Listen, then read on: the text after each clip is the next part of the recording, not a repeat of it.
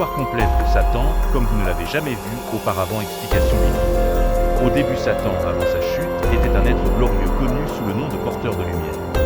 Bien que la Bible ne l'appelle pas nécessairement Lucifer, il est ainsi nommé par la plupart des théologiens en raison de certains passages bibliques que nous allons explorer sous peu. Lucifer était un archange de l'adoration, chargé de diriger les chants et les louanges au Créateur.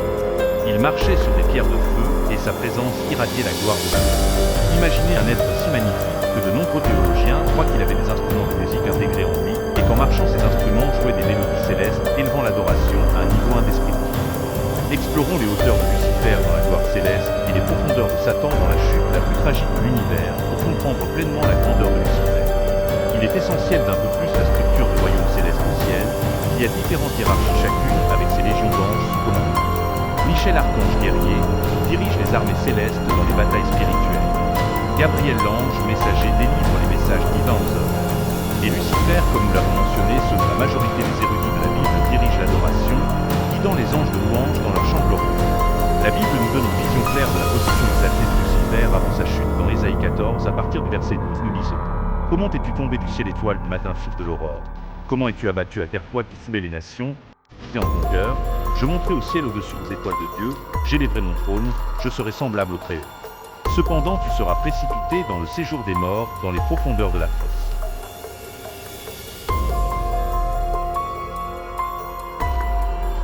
Ces versets décrivent l'ambition de Lucifer de s'égaler à Dieu. Il désirait élever son trône au-dessus des étoiles de Dieu, s'asseoir sur la montagne de l'Assemblée et être comme le Très-Haut. Cette arrogance et ce désir d'usurper la position de Dieu ont été la cause de sa chute. Lucifer, qui reflétait autrefois la lumière et la gloire divine, a été expulsé du ciel et est devenu Satan, l'adversaire de Dieu et de l'humanité. Mais comment un être si parfait et glorieux peut-il s'éloigner de Dieu? La réponse réside dans le libre arbitre et la capacité de choix que Dieu accorde à tous les êtres, y compris aux anges. Lucifer a choisi le chemin de l'orgueil et de la rébellion. Il a laissé la beauté et la sagesse qu'il possédait se transformer en vanité, et cette vanité l'a conduit à sa ruine. Un autre passage biblique se trouve dans Ézéchiel 28 à partir du verset 13. La Bible nous dit: Tu étais en Éden, le jardin de Dieu. Toutes les pierres précieuses étaient ton vêtement, la sardoine, la topaze, le diamant, la chisoate, l'onyx, le jaspe, le saphir, la turquoise et l'émeraude avec l'or. Tes tambours et tes flûtes étaient à ton service. Préparé le jour où tu fus créé, ces mots nous dépeignent un tableau d'une beauté indescriptible. Lucifer n'était pas simplement un être céleste ordinaire, il était paré des pierres les plus précieuses reflétant la gloire et la magnificence du Créateur. En plus de sa beauté, Lucifer fut loin comme un chérubin gardien. Dieu l'a désigné pour être sur la montagne sainte, marchant parmi les pierres étincelantes. Cela indique que Lucifer occupait une position de très haute honorabilité et respectabilité. Il ne dirigeait pas seulement l'adoration, mais protégeait aussi la sainteté de la montagne de Dieu. Sa présence là-bas était un symbole de pureté et de perfection divine. Cependant, quelque chose de terrible est arrivé. La Bible continue en disant: Tu étais intègre dans tes voies depuis le jour où tu fus créé, jusqu'à ce que l'iniquité soit trouvée en toi. Lucifer, qui était parfait depuis sa création, a permis à l'iniquité d'entrer dans son cœur. La Bible nous révèle que c'est par l'ampleur de ton commerce qu'il s'est rempli de violence et de péché. Ce commerce peut être compris comme l'utilisation de ses dons et de sa position à des fins personnelles et de manipulation.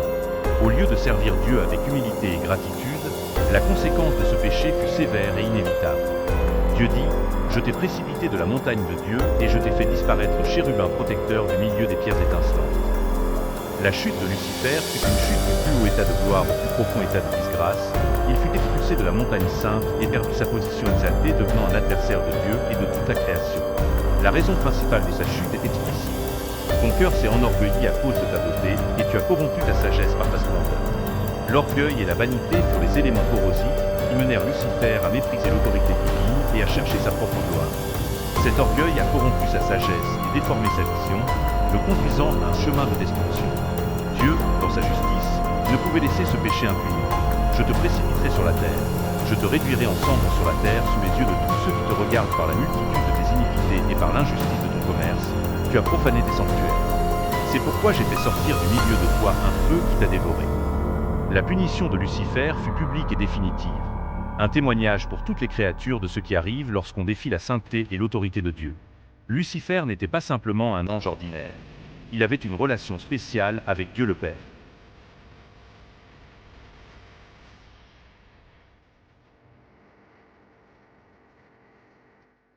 Il était sous l'autorité de Dieu et jouissait d'une proximité avec le Créateur que la plupart des anges n'expérimentaient pas. La majorité des anges ne s'approchent jamais très près de Dieu.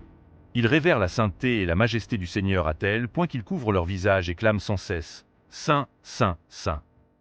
Cette scène d'adoration est magnifiquement décrite dans Ésaïe chapitre 6 qui nous donne une vision de l'environnement céleste où Lucifer servait les séraphins avec leurs 6 ailes, couvrait leur visage en révérence à la gloire de Dieu. Ils clamaient la sainteté du Seigneur, remplissant le ciel de louanges qui résonnaient à travers l'éternité. Imaginez être dans un lieu où la présence de Dieu est si puissante que même les structures du temple tremblent et la maison se remplit de fumée sacrée. Lucifer, avec sa beauté incomparable, faisait partie de ce décor d'adoration céleste dans sa gloire et sa splendeur. Il avait une position unique au ciel. Il était le porteur de lumière, reflétant la majesté de Dieu d'une manière extraordinaire. Sa proximité avec Dieu le remplissait d'une gloire si intense qu'en sortant de la présence divine, il brillait encore de la lumière de Dieu. Cette lumière faisait que Lucifer ressemblait beaucoup à Dieu aux yeux des autres anges, devenant ainsi le plus proche qu'il pouvait être de voir la gloire divine. Lucifer marchait de haut en bas sur les pierres de feu et montait sur la montagne de Dieu. Il entrait dans la présence glorieuse du Tout-Puissant donnant gloire, honneur et action de grâce. Nous pouvons imaginer que lors d'un de ces moments de transition, en sortant de la présence de Dieu, Lucifer a commencé à remarquer quelque chose de significatif. Il s'est regardé et a vu qu'il brillait de la gloire de Dieu. Cet éclat était si intense qu'il ne se voyait plus comme Lucifer, mais voyait la gloire de Dieu reflétée en lui. C'est à ce moment que l'orgueil a commencé à remplir son cœur.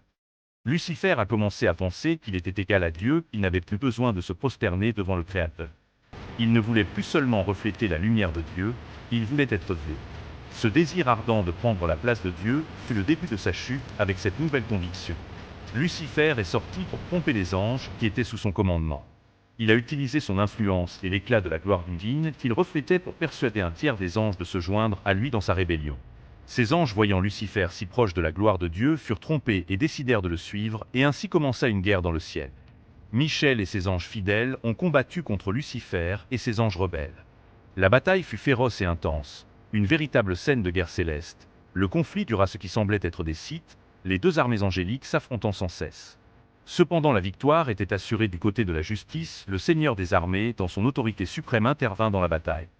Il lança Lucifer et ses anges déchus sur la terre vaincus et humiliés. Jésus le Verbe était également présent et a témoigné de cette chute dramatique. Jésus a dit: « Je voyais Satan tomber du ciel comme un éclair » Luc 1018. Ainsi Lucifer devint Satan. Il cessa d'être le porteur de lumière pour devenir le porteur des ténèbres. Sa rébellion et son orgueil l'ont transformé en adversaire de Dieu et de l'humanité, et il continue à travailler pour tromper et détruire jusqu'à aujourd'hui. Satan apparaît à nouveau dans les Écritures sous la forme d'un serpent dans le jardin d'Éden. C'est là qu'il a trompé Adam et Ève pour qu'ils mangent du fruit interdit avec ruse et tromperie. Il a persuadé Ève de désobéir à Dieu en disant « Vous ne mourrez point » Genèse 34 en mangeant du fruit. Adam a apporté une malédiction sur toute l'humanité, entraînant la séparation de Dieu et l'entrée du péché et de la mort dans le monde. Ce choix tragique résonne encore aujourd'hui, affectant chacun de nous. Un autre moment significatif où Satan apparaît est dans le livre de Job. Il se présente devant Dieu et défie l'intégrité de Job, un homme juste et fidèle. Satan accuse Job d'être fidèle seulement parce qu'il est béni, et il reçoit alors la permission de tester la foi de Job. Il cause de grandes souffrances à Job, lui retirant ses possessions, ses enfants et sa santé. Cependant, même au milieu de la douleur et de la souffrance, Job reste fidèle à Dieu, montrant que la vraie foi persévère même dans les épreuves les plus difficiles. Satan a également tenté Jésus dans le désert, après un jeûne de 40 jours. Cette tentation est relatée dans Matthieu 4. D'abord, Satan tente Jésus de transformer des pierres en pain pour apaiser sa faim, en disant « Si tu es le Fils de Dieu, ordonne que ces pierres deviennent des pains. » Jésus répond avec fermeté « Il est écrit, l'homme ne vivra pas de pain seulement, mais de toute parole qui sort de la bouche de Dieu. » Ici, Jésus nous montre l'importance de dépendre de la parole de Dieu au-dessus de nos besoins physiques. Ensuite, Satan emmène Jésus au sommet du temple et le défie de se jeter, citant les Écritures. « Si tu es le Fils de Dieu, jette-toi en bas, car il est écrit. Il donnera des ordres à ses anges à ton sujet, et ils te porteront sur leurs mains de peur que ton pied ne heurte une pierre. » Jésus répond de nouveau avec l'Écriture. Il est aussi écrit « Tu ne tenteras pas le Seigneur ton Dieu. »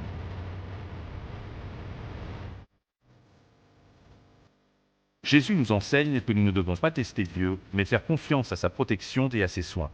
Enfin, Satan emmène Jésus sur une montagne très élevée et lui montre tous les royaumes du monde, les offrant à Jésus en échange de l'adoration. « Je te donnerai toutes ces choses si tu te prosternes et m'adores. » Jésus rejette cette offre avec autorité. « Retire-toi, Satan, Car il est écrit: tu adoreras le Seigneur ton Dieu et tu le serviras lui seul.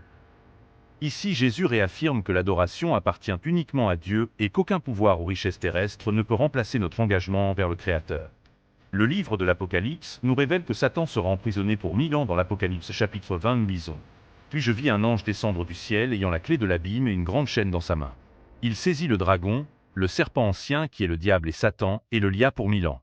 Il le jeta dans l'abîme ferma et scella l'entrée au-dessus de lui, afin qu'il ne séduise plus les nations jusqu'à ce que les 1000 ans soient accomplis. Après cela, il faut qu'il soit délié pour un peu de temps.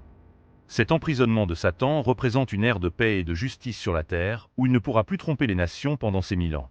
Le royaume de Dieu sera pleinement établi, et la justice et la vérité prévaudront. Imaginez un temps où l'influence maléfique de Satan sera totalement contenue, permettant à l'humanité d'expérimenter la véritable paix et communion avec Dieu. Cependant, la prophétie ne s'arrête pas là. L'Apocalypse chapitre 20, à partir du verset 7 nous dit que, quand les 1000 ans seront accomplis, Satan sera relâché de sa prison. Il sortira pour séduire les nations qui sont aux quatre coins de la terre, Gog et Magog, afin de les rassembler pour la guerre. Leur nombre est comme le sable de la mer.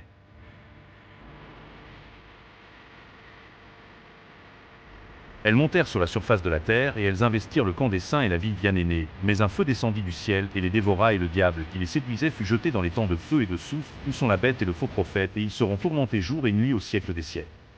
Cette narration nous montre la défaite inévitable de Satan et la victoire finale de Dieu.